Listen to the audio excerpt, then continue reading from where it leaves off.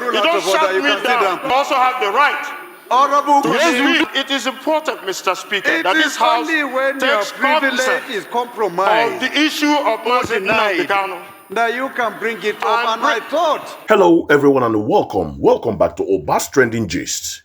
Today we are diving into a deeply concerning issue that recently unfolded within the House of Representatives.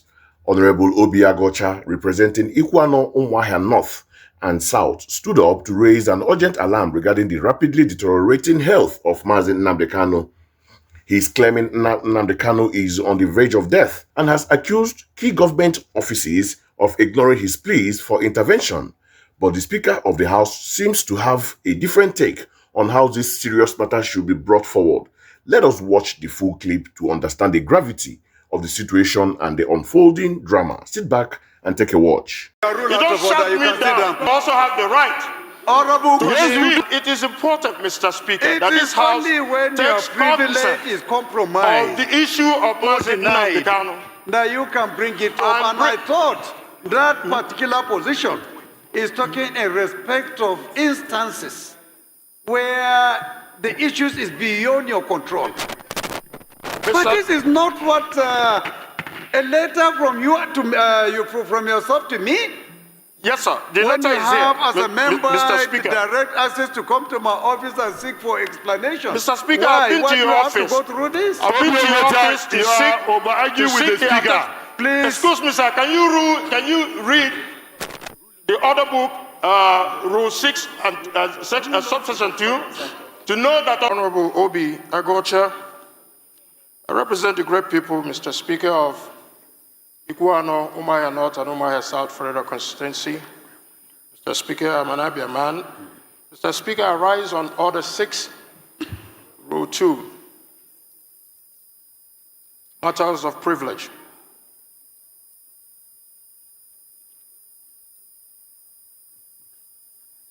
What do you want to... Go ahead. Okay.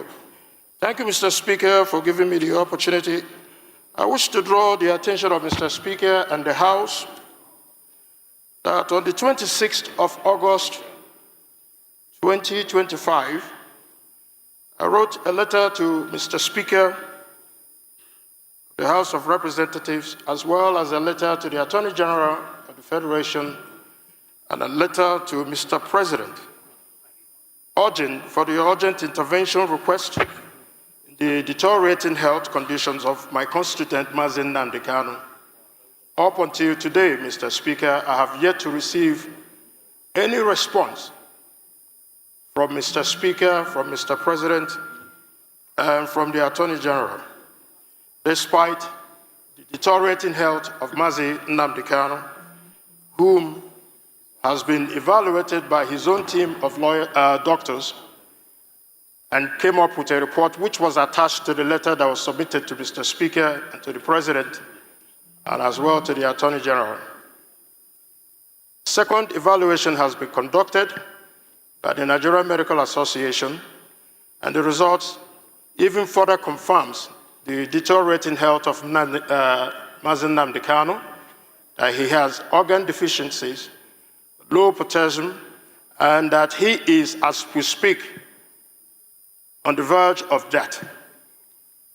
Mr. Speaker, at the instruction of the court instructed in 8 days for the Nigerian Medical Association to also do their own assessment. So there are 3 reports now, Mr. Speaker, all leading to the same direction. I quote the judge. The judge says, "It's only a man who is alive and living can stand trial."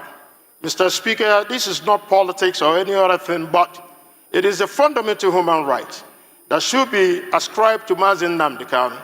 Most other people in that gap have been given opportunities to even travel overseas to seek medical attention. Mazi Nnamdi Kanu is neither convicted of any crimes in Nigeria and must be protected under the Constitution of the Federal Republic of Nigeria.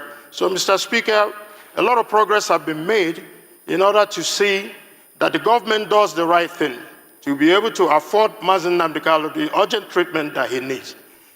It's significant, Mr. Speaker, if otherwise. My dear honorable colleague, Yes, sir. I do not see where your privilege is conflicted here. I have not received a letter that I wrote to the Speaker. I'm a member of the House, and my office deserves a response, whether it's positive or not, But as a member. And the letters were received by your office on the 27th of August, right here. is So the if I letter have you not wrote to received- Mr. Speaker's office just a notification Not a or a notification, demand sir. for a certain action to be Yes, taken? we requested for a certain action, which was to intervene in the medical condition of Mazi Nnamdi Kanu, whom is now, his health condition is deteriorating. If it is something specific to the office of the Speaker, Honorable, I find it a little bit intriguing that you will come by way of a privilege to demand action to be taken Mr. Speaker, through the letter office was of the written. Speaker that you have direct Mr. access Speaker, to. the letter was written since August 26th. You have, And direct, Mr. Speaker, unfettered, Honorable, Yes, sir. unfettered access to my office. This is not the kind of thing that I would expect that will come by way of privilege.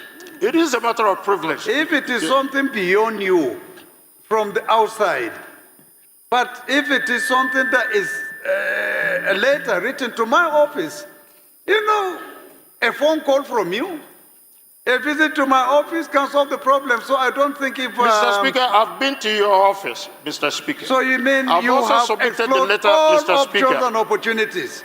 You couldn't see me except here. I've come to your office, Mr. Speaker. We just resumed today. I don't think We if this, just resumed today, this Mr. Speaker. request you And are, it's you equally important, Mr. Right, Speaker. Honorable. please, Honorable, Order, please. Honorable, please, Please be step guided. it down because it is not the right thing to do. Yes. Please, I beg you, step it down. Please be Mr. guided. Speaker, Mr. Speaker, it is Please a be matter, guided. Mr. Speaker, it's a matter of life and death. Please, My Obi constituent Aguocha, life please is be at stake. guided. I am will trying to tell will you demand the attention procedure. of the House, Mr. This Speaker. is not right. Step it down and Please. see me if you want any action concerning any letter you have written to me. You don't need to Mr. go by way Speaker, of this. Obi Aguocha, House please be rules- guided. Excuse me, sir. The House rules allows me the latitude to bring an issue of privilege to this House and to the attention of Mr. Speaker. And it is important, Mr. Speaker, It that this is House only when your takes privilege cognizance is of compromised the issue of or Mazi Nnamdi denied Kanu. that you can bring it up. And And I thought that particular position is talking in respect of instances where the issues is beyond your control.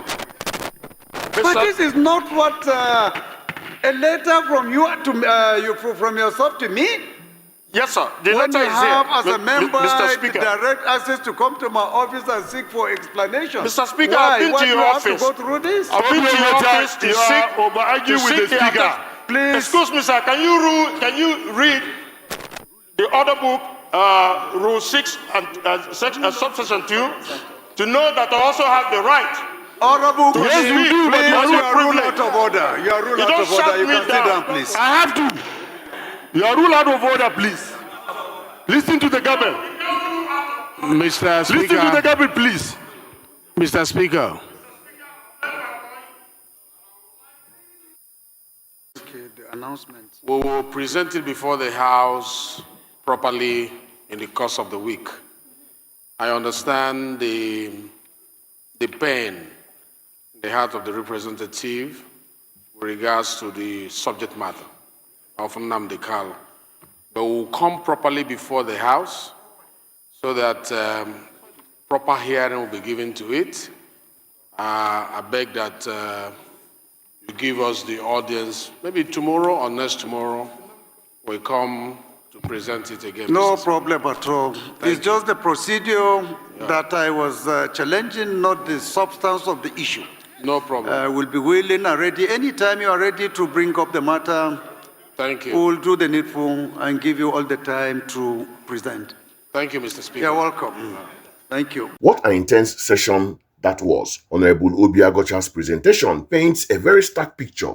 He revealed that he formally wrote letters as far back as August 26, 2025, to the Speaker of the House of Representatives itself, the Attorney General of the Federation and even the President requesting urgent intervention in Nnamdi Kanu's health condition. His primary concern, as he explicitly stated, is the deteriorating health of his constituent, Mazi Nnamdi Kanu, who he claims has been evaluated by his own doctors and diagnosed with organ deficiencies and low potassium, putting him on the verge of death. Aguocha emphasized that this diagnosis has been further confirmed by a second evaluation conducted by the Nigerian Medical Association. He also highlighted a crucial point for the court, which instructed that Nigerian Medical Association to perform their own assessment within 8 days, and quoted the judge stating, "Only a man who is alive and living can stand trial." This underlines the fundamental human rights argument that Nnamdi Kanu, who is not yet convicted of any crime, deserves protection and access to urgent medical treatment, just like others in similar circumstances who have been permitted to travel overseas for care. However, the Speaker's response took a different turn. He expressed skepticism, questioning whether Aguocha's intervention truly constituted a matter of privilege under the House rules. The Speaker suggested that such concerns might be better addressed through a direct phone call or a visit to his office rather than through this procedural avenue. He emphasized that while he understood the representative's pain and the importance of the subject matter, the procedure being followed was incorrect. He asked Honorable Aguocha to step it down and promised that if he presented properly, the House would give the matter a full hearing either tomorrow or the next day. The tension was palpable as the Speaker maintains his stance on parliamentary procedure despite the life or death nature of the issue being raised. Now, for my critical take on this deeply unsettling exchange. While parliamentary rules and procedures are vital for the orderly conduct of legislative business, one has to question the prioritization when a human life is explicitly stated to be on the verge of death. The Speaker's instance on procedure, despite acknowledging the pain and subject matter, can be perceived as an alarming detachment from the immediate humanitarian crisis at hand.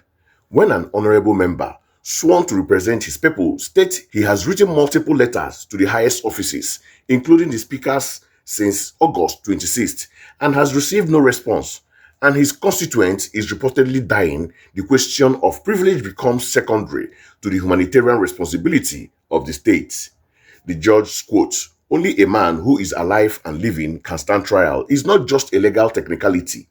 It is a stark reminder of the sanctity of life and due process, denying adequate medical care to an unconvicted individual, especially when medical reports confirm critical organ deficiencies, raises serious human rights concerns. Honorable Aguocha's point about other individuals being allowed overseas medical treatment also highlights a potential disparity in justice. This isn't just about a letter not being responded to.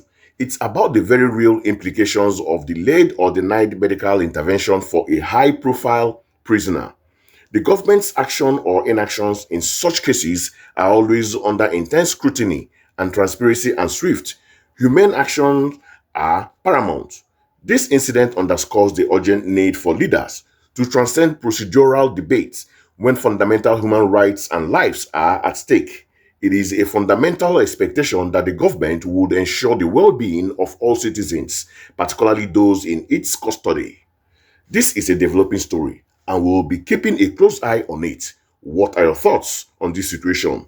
Do you think the Speaker was right to focus on procedure, or should Nnamdi Kanu's health be the immediate priority? Let us know in the comments below.